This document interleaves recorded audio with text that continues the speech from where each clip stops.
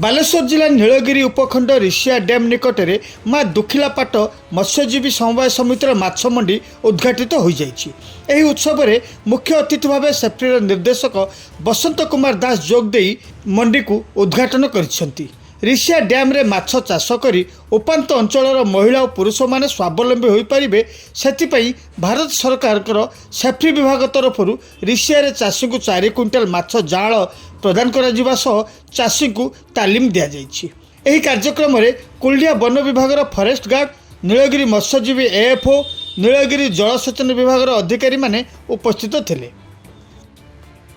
Programme हम गत 5 वर्ष आरंभ करिथिलो।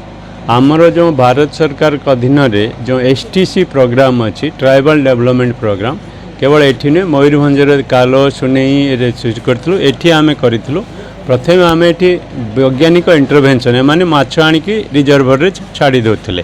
तेणु छोट माछ छाड़ुथिले, शिकारी माछ थिला खाई देउथिला।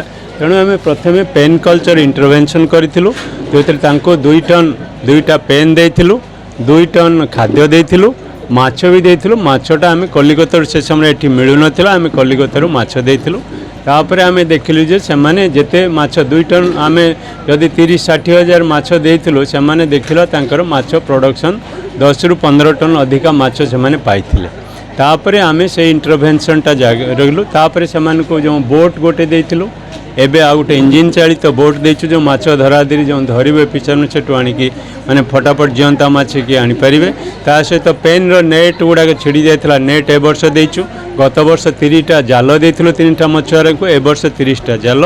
प्रत्येक वर्ष एमान को खाद्य दउछु, माछ जाण देउछु। आज जो ये घरे आपण देउछन्ते एई घरटा भी तांकर लैंडिंग सेंटर माछटा धरिबे एकरी तांकर डबलिंग प्रधानमंत्री जोगान जो आय दोगुण करवा कि आम हूँ पर ड्रॉप मोर क्रॉप ये सब चिंताधारा को लेकिन उन्नत किस्मर जो नदी नाल ह्रदर जो जाल जो पुष्टिकर माछटा टेस्टी माछटा गड़िया ठारू से उत्पादन में आम एम सामिल करने चाहूँ।